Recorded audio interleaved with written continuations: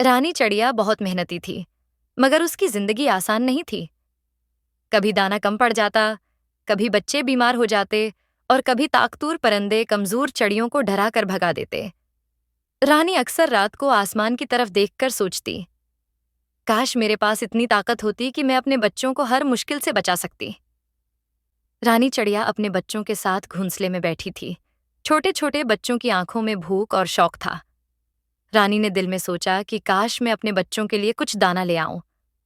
वो दाना तलाश करने जंगल में उड़ी तो अचानक एक सुनहरी रोशनी उसकी नजर में आई।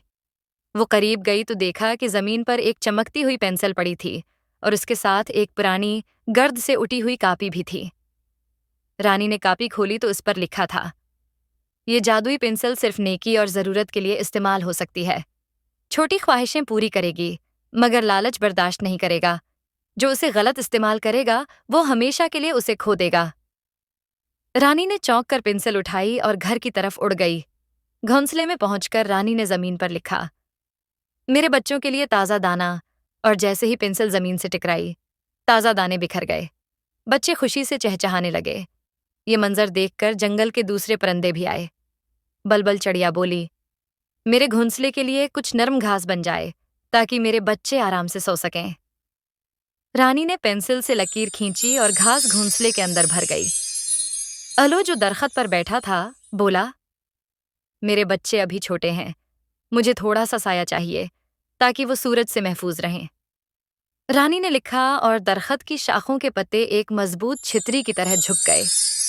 एक और चिड़िया बोली, मुझे थोड़ा सा पानी चाहिए ताकि मेरे बच्चे पी सकें। रानी ने जमीन पर एक लकीर खींची और पास में एक छोटा सा पानी का तालाब बन गया। सब परिंदे खुश हो गए और रानी की तारीफ करने लगे। इसी दौरान एक कौवा दौर से ये सब देख रहा था। उसके दिल में लालच जाग उठा। वो रानी के पास आया और बोला, मेरे लिए एक बड़ा महल बना दो ताकि सब परिंदे मेरे सामने सिर झुकाएं। रानी ने पुरानी कापी खोली और नरमी से जवाब दिया, अगर मैं तुम्हारे लिए महल बना दूं तो बहुत से परिंदों के घर टूट जाएंगे। मैं ये नहीं कर सकती। कौवा गुस्से में आ गया और जोर से बोला, तो फिर ये पेंसिल मुझे दे दो। रानी ने इनकार किया। कौवा झपटा, पेंसिल छीन ली और आसमान की तरफ उड़ गया। सब परिंदे उसे जाता देख खामोश रहे, खौफ और हैरत के साथ। कौवा उड़ता गया और कभी वापस नहीं आया। पेंसिल का जादू उसके साथ चला गया क्योंकि उसका गलत इस्तेमाल मना था। जंगल के जानवर आज तक नहीं जानते कि कौवा के साथ क्या हुआ। रानी ने अपने बच्चों को गले लगाकर कहा, जादू पेंसिल में नहीं, हमारे दिल की नेकी में है।